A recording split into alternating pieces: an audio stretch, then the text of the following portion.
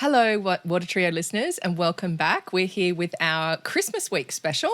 Or not even special. It's just a normal episode, but it's Christmas, so it's special. It's still special. It's Water Trio time.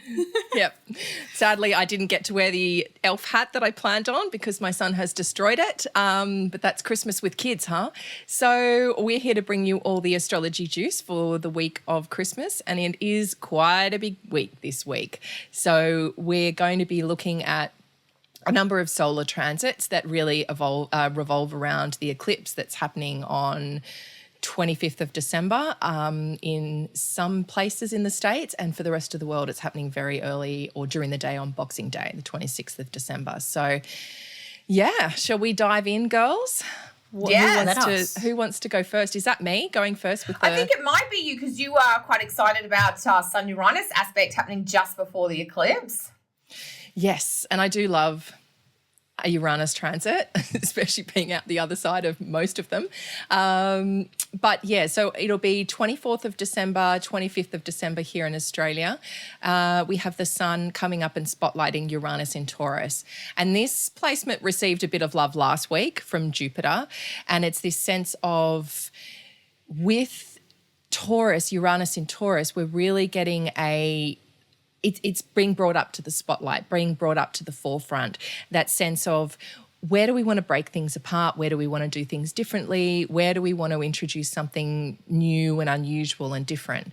And it's interesting that it's happening, right on Christmas, because it's almost like, well, all our normal traditions, all the things we normally do, we're doing it a different way, trying new things. I mean, I know in our family, instead of doing our normal Christmas Day lunch, we're actually doing something on Christmas Eve to accommodate different needs and different pressures.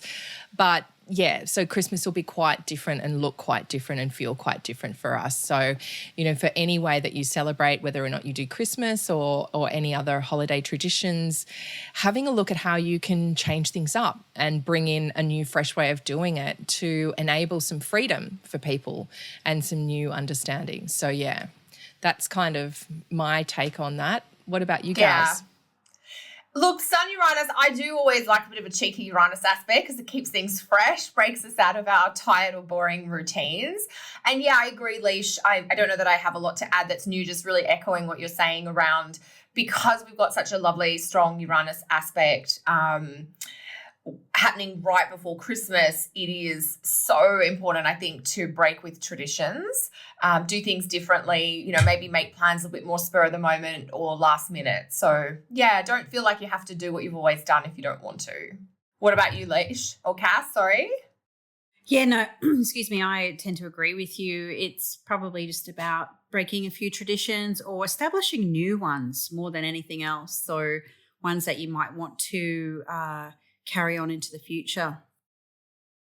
Yeah, I know a few clients who are sort of doing things like, we're going away for a trip this year rather than, staying at home and doing the whole, trimmings and the whole effort of, the meal and the family. So don't be afraid to give it, because Uranus is about freedom. It's about independence. It's about authenticity. It's very much about trying to get in touch with your individuality. So it's not that you want to be selfish or reckless or impossible to deal with, but I think it's important to sort of be aware of what your preferences or your opinion might be, and then, have the courage to express them. Yeah, for sure. Authenticity. Yeah. I know. Yeah. Someone questioned me on that the other day. They think it's more of a Saturn thing, to be true to yourself. And I was like, there's definitely a lot to think about, about what words get connected to which planets. But Uranus does have that. I don't know. It's always about trying to get you back to you rather than just conforming and doing what everyone else is doing. Yeah, I agree with you there. And I think sometimes people get a bit stuck with the concept of authenticity in the idea that you have to find that thing, that truth or that authentic piece. And, maybe then linking it back to Saturn. But I find that authenticity isn't a stagnant thing. It's exactly. It evolves. It moves and shifts. So what was authentic to me at age 20 is very different now in my 40s, for example. So it is a goalpost that does shift. And so it is a bit experimental. It's definitely, different experiences in life will tap you into different elements of your authenticity. And it is finding that. And I think part of being authentic with an idea of shifting goalposts is being able to communicate, hey, this is not right for me right now. I'm not available for this. And it's just about being honest. And I know authenticity is thrown around like, transformation. Yes. Or journey. Words that are overused in astrology. Dare I say the T word. Yes. I do think, it is just about, when I think about authenticity, it's like that. It is a bit of a Saturnish thing, because there is a bit of a pause and you have to go, okay, is this my thing, or is this what I want, or what have you? And then being able to voice that and being a little bit fearless in that. Because there will often, it's, the Brene Brown thing about, the courage to stand alone, and that's sometimes what authentic expression is about, because it's not a people-pleasing thing. Yeah. And I think as well, sometimes I actually put Saturn with conformity.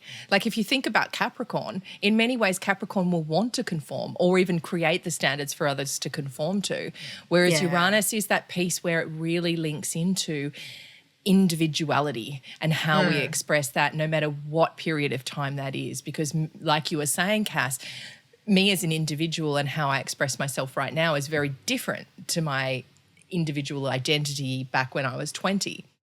Absolutely. So it's that piece of Welcome where am I at right now? Yeah. Exactly. And this is the beauty of the Uranus transits, because they keep on ticking on.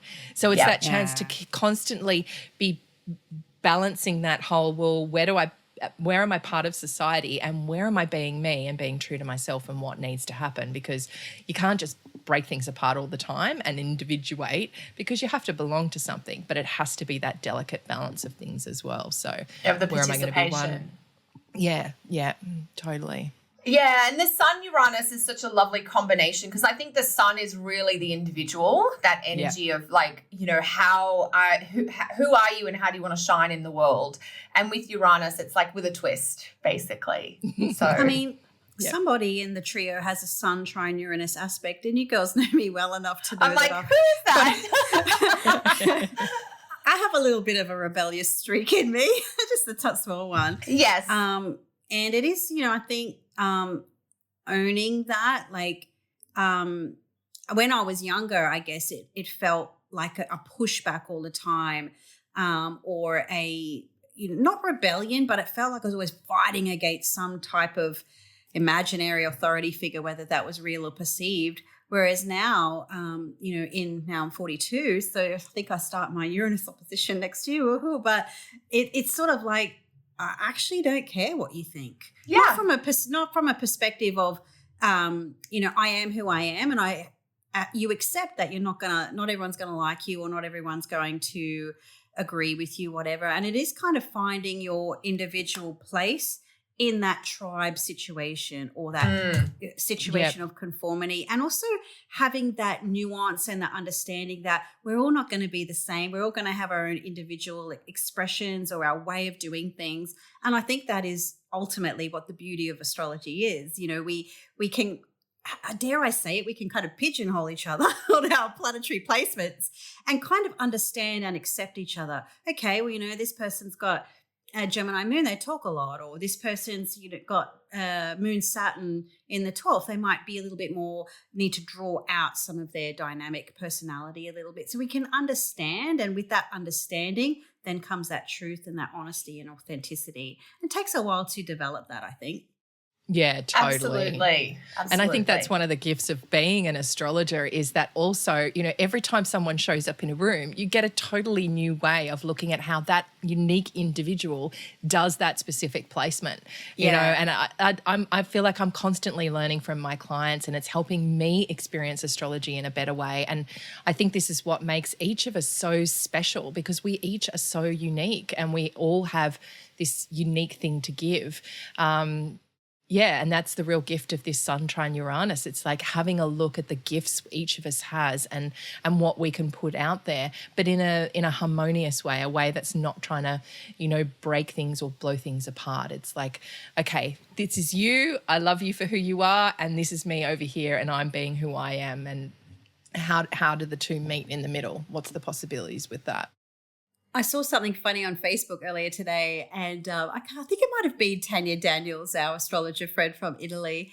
And I think it said something along the lines of, I'm just going to lie under the Christmas tree this Christmas and tell my family I'm the gift. So maybe that is a bit of a theme for the Uranus, Sun Uranus. Hey, Yeah. and that's the thing, and I mean, it's sort of ha-ha funny, but in reality, Uranus and Taurus, let's just be together and enjoy the present moment of being together as opposed, the presence rather than the present. Presence. Totally. Yeah. Yeah. Well, and this is a nice point, I think, to shift into the eclipse energy, which is such a huge part of this week. I think, Cass, are you going to talk a little bit about this, or are we all just going to chime in? We're all going to riff off the eclipse. Yeah. So the eclipse is for Capricorn. The date that most people will have the eclipse is December 26th, but if you're in the Chicago or West time zones in the US, then you will be celebrating it very late on the 25th. So it's kind of overnight on the 25th, morning on the 26th if you're in Canada and the States. But for Europe and Australia, it's the 26th for Capricorn. And it's such a powerful eclipse because it's very close to the node. So it's going to have a lot more intensity, a little bit more of that, maybe that chaos or those stirrings that happen with eclipses. But it also has that weird mix of being a new moon, which is usually oriented towards the future and moving forward, but being on the south node, which has more of an energy about letting go or release or emptying out. So it's this weird straddling between like old and new, or wanting to move forward, but having to tie off loose ends with the past or deal with some baggage before you can actually do the forward piece. But what are you both thinking about this eclipse? How are you seeing it? Well, what I love about this eclipse as opposed to the same eclipse we had back in January is because I think it was January 6th, we had the new moon eclipse with the south node. Mm-hmm. So it is kind of reverberating it's like a real bookend eclipse to the year, I think, and a little bit of a bookend eclipse to this whole cycle, even though this eclipse cycle isn't quite finished. But what I do enjoy about this eclipse energy is that a key difference that we have this time that we didn't have back in January is the presence of Jupiter. So that thing that we may have to, surrender or let go of, that proverbial shedding combined with the seed planting, there is a promise or a gift that comes with that. And perhaps a little bit of, Jupiter comes along and greases the wheels of this eclipse too, which we didn't have in January. So, with this, when we think about the eclipse season of January, that was the whole Marie Kondo thing. And, yes. And now we can kind of come to the end of that and reflect and go, wow, wasn't that Marie Kondo energy, whether it was physical, emotional, however it panned out for you, maybe now we can sort of see the benefit of why we had to do that thing or let that thing go or see it leave our life. So I feel like it's kind of got like this like looking back before you step forward into the new thing. So that's I think it's got a bit more promise. Yes. A bit more promise than the last eclipse, Leish? Well, I just think, that eclipse you're talking about, Cass, we now know a lot more than we did back then. You know what I mean? This isn't new stuff. It's what we've been dealing with and what we've been working with all year will be what we're getting to shift right now. So, I mean, yes, eclipses always bring in unexpected and always bring in surprises, but this is the second solar eclipse in the sign of Capricorn, and it's really a chance to kind of get that leverage in, because not only does it involve Jupiter, but it also has that trine to Uranus we were just talking about. So there is a chance to really, really do that authenticity piece we were just going through, and to not be scared to I've been talking about the doorways, the liminalities of this year, and I just get a sense that it's like whatever we've been holding on to from the past, whatever in there is stopping us, whether that's lack of self-belief, whether that is specific relationships, whether it's work commitments or things like that, we can turn around and just go, right, now it's time to shut the door on all of that. It's enough. I've had enough. I can break free of all that and move forward. So it's like these glimpses of the future that are in and that are beyond are almost there. And yeah, it's just this, being this south node, it's like, let's just put that vacuum cleaner to this point one more time and see how much more of the dust or the ash or that we can remove, so that things are ready for, I think you were using that beautiful analogy earlier in the year, Kel, of renovating your kitchen. Because I think that was back then when that was happening. And it's like, everything's been broken down now. Pretty much everything's gone. We'll just do one last straight sort back through. to the studs. Yep, but that's awesome, because now you can vision, right, what can we put in now? What will look good here now that we're down to bare board simplicity? So, yeah, that's my take. And that's a really good thing, Leisha. I was saying to my husband recently, like, did you remember that we did a kitchen renovation at the start of this year? Like, you look back and think how many things have happened. I know people are saying do a decade in review. I'm like, I need to digest everything that happened in 2019. Even in our water trio chat on WhatsApp, like, we've had things like, oh, that was just last Christmas, and it feels like it was 7 years ago or something. Like, it's been such a full year. But, that kitchen paring back, we realised there was holes in the floorboards that we didn't know about that were letting the mice in. We have a very old house, so it's drafty, and, mice are sort of a par for the course the older your house is. But it was like, once we went all the way back, we realised there were a few weak spots that we didn't know about. And I think that's what 2019 has been about symbolically. It's been a year of minimalism, of emptying out, of decluttering, and I always love a good declutter. So I do think with this eclipse, there is some more shedding. Like, it's weird that it's sort of happening on Boxing Day for a lot of the world, which is like, all the kids have got new stuff, or potentially there's been a lot of gift giving and excess on Christmas Day. And then how do we integrate this new stuff? What do we need to get rid of? I think generally in the context of this week, the 26th with the eclipse will probably be a bit of a low energy day. And it would not be like, if you can just lay low, not travel around a lot. It's not that I'm saying I think something horribly tragic is going to happen. I just think we're all going to feel a bit flat, like literally emptied out. And if you can just kind of pause or have a quieter, more calm day, to the ancient astrologers, eclipses were something to kind of be a little bit afraid of, partly because they didn't understand them. And of course we understand them more now, but they were certainly things that you kind of just protected yourself a little bit from. And that's because I think energy is a little disturbed then. So, salt baths, time at the beach if you're in Australia, or just, having long hot showers, just kind of chilling out, maybe avoiding or withdrawing from those challenges. Because, some people have family stuff or big social events on Boxing Day. Keep them as simple and as minimalist as you can, I think. Yeah, totally. And I think as well, that whole day, if you've had a big day the day before with food, make it a day of fasting. Make it a day where you just give your body a break. And that's a great eclipse thing as well, Leash, to do a little fast. Yeah. So don't go overboard on the food again. Give your body a break. Give your tummy a break. Give, and lots of water and lots of simple, nourishing foods. Even a day of having just juices or broths can be really supportive under this eclipse energy too. So, and, for one, it's funny, my husband and I just automatically said, both of us together the other day, right, we're just going to do a massive clean out of the house between Christmas and New Year, because we've just been feeling like, everything's getting in on top of us. It's just like energetically, but also physically. It's like, and especially we've gone minimal on the Christmas presents this year too, and just buying experiences, but still just making space for new things to come in for 2020. So that's that kind of feeling of just purge, just let go, just even cord cutting meditations and visualizations are a nice thing to do under this energy too. Yeah. So it's a biggie. Any other thoughts on this from you, Cass? I like your intentions, Leash, but there'll be no fasting on my end.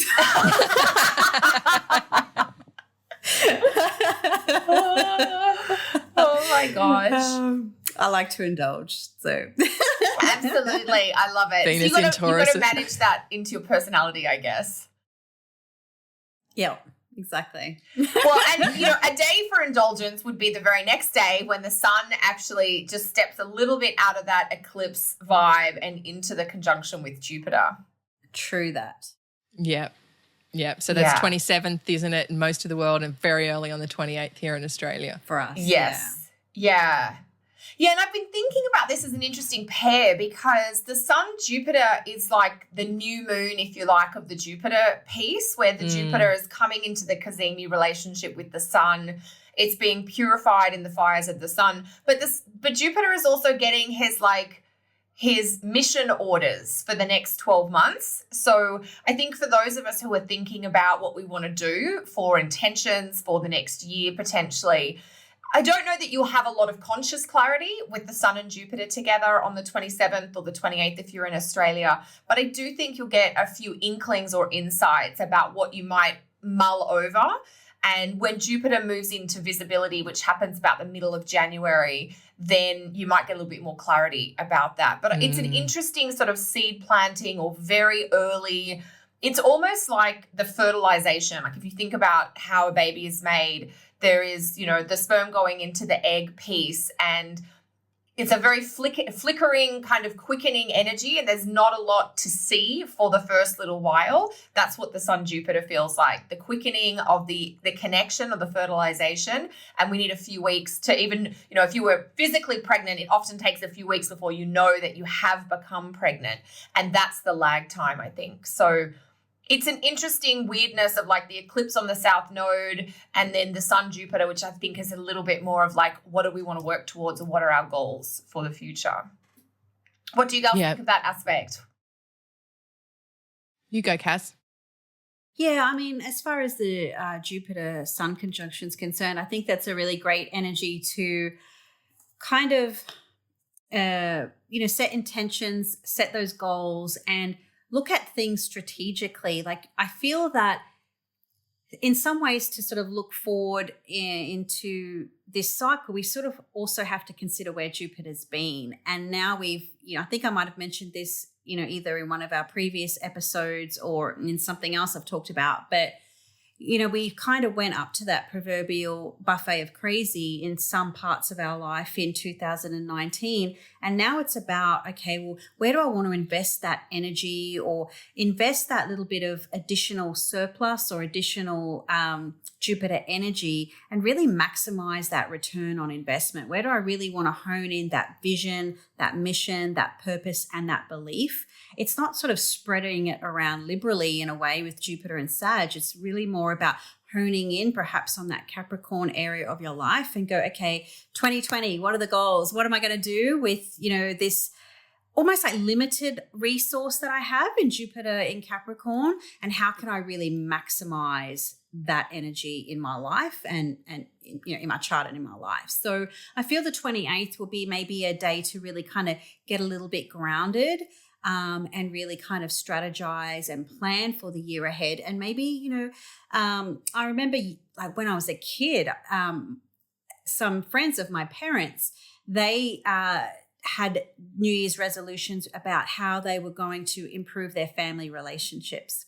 So it doesn't always have to, it was like, how are we going to, whether it be kinder to each other or, help out around the house more, just sort of like work on those family dynamics or relationship dynamics. So sometimes it doesn't always have to be about the Capricorn ambition goals. It can also be about like, how do I want to bring that more Jupiter into my life, perhaps through wisdom or sharing or imparting of knowledge and things. So I know I've kind of bookmarked the 28th in my diary for really kind of sitting down with myself and figuring out, okay, what do I really want out of the Jupiter Capricorn cycle in my own life? So that's something to perhaps consider because it's sort of like, if anybody is, watching from Australia, we know we're in a very dry situation right now, although it's humid as here right now, but we've had a few storms come through Brisbane, but it's not enough. It's just enough to kind of, rinse the dust, but it's not really a cleanse. And so in some respects, this is what Jupiter in Capricorn can be about this year. There is a little bit of moisture, but it's probably not quite enough. So we really want to hone in our efforts for maximum potential. So the Sun and Jupiter coming together, it's like these two kings in the sky, the Sun and Jupiter. So coming together, it's like, okay, like what are we going to do? How are we going to do it? Using the resources or that are available to us, and what can we do to make, this is kind of my whole Capricorn, Jupiter Capricorn soapbox here, I know, but, in order to get something you don't have, use what you've already got and really build and maximize that. So that's the 28th. As you're talking there, Cass, I'm like, it's such a big cardinal energy. It's like peak cardinal week, this peak Capricorn week, sorry. Yeah. With like the Sun trine Uranus, then the eclipse, and then the Sun Jupiter, and everything except the Uranus component is happening in the sign of Capricorn, in the early part of Capricorn. Yeah. Someone wouldn't happen to have a Sun at early Cancer, right? I really feel like this. Yes. Yeah. So I think, you could, if you like use this energy strategically, it can be really beneficial. And I know there's a lot of sound bites there on the internet about, this big scary transit, but I don't know. I think it's just not going to say it's going to be all sunshine and roses, but it can be used constructively if you use it smartly. Yeah, and at the end of the day, eclipses are an interruption of the regular proceedings. They are a change in the regular lunation cycle. So, it's like a normal new moon becomes something a little different. So there is that sense of being in the eclipse tunnel or the eclipse vortex, of things being not quite normal, a little out of sorts, kind of like between worlds, almost getting a sense of what's possible but not there, or what have you. Yeah, I often find eclipses, those weeks between eclipses often feel like those periods between Christmas and New Year where you don't know what day of the week is. You don't know what you're meant to be doing. You wake up and you're, what do I do today? Eclipses feel like that anyway. And I feel this could be that feeling on steroids this week. Yeah, being out of body. It does make me think of the Saturnalia festivals, in ancient times, where these last 10 or 12 days of the year were like intercalendary days that needed to be balanced out because the time clocks, didn't work sort of perfectly. Yeah. And so these were like, days that didn't really count, if you like. And that's part of what I think happens even in modern times, is that we do have these days where everybody's out of their regular routine, doing things differently, seeing people we don't normally spend a lot of time to. Like there is that sense of like out of world, out of body, between kind of like we're not in 2019 anymore, but we haven't properly started 2020. So it's an intermediary space, which is exciting in that it's very open and loosey-goosey, but it's incredibly unsettling to our human psyche because we do like the structure and the routine. As much as we get bored with, the drag of the routine, it is calming and grounding for us in some ways. So that's why it can feel a little ungrounding or a little unsettling. Yeah, although I have to my daughter just finished school today, and I must say I am so looking forward to the break of just the, get up, school drop off, organise the uniforms, organise the lunch boxes and all of that. So it's like the freedom that comes from breaking this apart and not being in that routine. And it allows for, I don't know, it's here in Australia, it's the summer holidays. So it's like, well, what is possible? What can we do? All the excitement that comes in with this. And I don't know, I feel for my sense of this, have you guys heard of Burning Man Festival? Yeah. Where they go into the desert and they literally create this amazing festival out of a lot of natural goods and this huge celebration. And then when they leave nothing behind except for footprints. And that's for me what this Sun Jupiter feels like in a way. It's like this celebration that's kind of come together out of nothing, but it's just people coming together, people joining, people connecting and celebrating each other, and celebrating possible achievements for the future and what is, I don't know, what is possible when we, like you were saying, Cass, when we use what's around us. I was talking to my father today about what his childhood was like, and I was also listening to Dolly Parton's podcast. If anyone hasn't Dolly Parton, has she got a podcast? She's got all this stuff on YouTube, awesome. Netflix, and But this podcast is awesome. It's somebody else interviewing her and using her songs to explore. Anyway, I won't get into it, sidebar, but she was talking about her childhood growing up in the mountains in Tennessee, and there was 12 kids, and they all shared a bed, and they had this really happy childhood anyway. And it's like all these trappings or with all these things that we think are really important are not. So it's like, let's celebrate simplicity. Let's celebrate consolidation. Let's celebrate getting back to those bare boards that we were talking about earlier, and just how much can come in just those simple moments of sitting around a campfire and strumming a guitar and, you know, listening to somebody sing, even if it's amazing like Dolly Parton or not so amazing like me. Yeah, like me. Well, and Dolly's also, just as a FYI chart insert, she's a late Capricorn. She's got the Sun and Venus at the very late degrees of Capricorn. Yeah. She's a massive Capricorn icon or inspo to me. Yeah. Yeah. She's amazing. So, I just get this kind of sense of just, like you would creating a celebration in a desert where there's not much around. Just use whatever you can and have fun anyway. Yeah, I love it. So that's this week. It is this week. What do you girls have going on?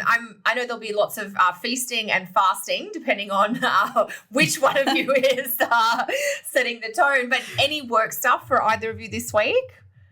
Not or for coming me. up. I guess coming up. Probably not. I this guess week. If for eclipses, I have got my Eclipse webinar. So if you haven't listened to that yet, I'll pop onto my website and download that. In it, I go through some of the tips, some of the things to do, some of the things not to do, and also the eclipse by houses. So looking at your rising sign and the areas they may be triggering for you. So that's such a great resource. Yeah. What about you gals? Cass? Yeah, well, I'm like super busy with consults, which is great. And on the 2nd, I think I just announced it today, today, like recording, doing a year ahead webinar. So that will be on the 3rd I think it's the 3rd in Australia, 2nd in the US. So I just had to think about that. So or maybe it's the 1st and the 2nd here. I can't remember, but it's on my website anyway. Actually, it's the 2nd here and the 1st. Yeah, that's right. So I wanted to start the first day of the year doing this. So yeah, it's the 2nd here, 1st in the US. So going through some of the highlights for 2020. Cool. What about you, Kel? Yeah, I've got, I'm off this week. I'll be in Sydney with the family, just having a nice break. And but my next work thing will be my year ahead webinar through Astrology University, which will be Friday, January 3rd, the evening if you're in Canada and the States, and it'll be Saturday, it's about lunchtime, Saturday, January 4th if you're in Australia. So the info for that is on my website as well. And I guess the only other thing to give a quick shout out to is that I will be teaching in Sydney on January 11th, a full day workshop on timing your year ahead with perfections and transit. So if you're interested to join me for that, the details for that are on my website, kellysastrology.com as well. Cool. All right, girls. Well, we just wanted to wish everyone a wonderful holiday season, however you're celebrating it, whether it's Happy Hanukkah, Happy Christmas, whatever. We look forward to seeing you ready for our year ahead, New Year's episode next week. Yes, so exciting. Thanks, everyone, for being with us throughout this year. Thank you. Bye. Bye.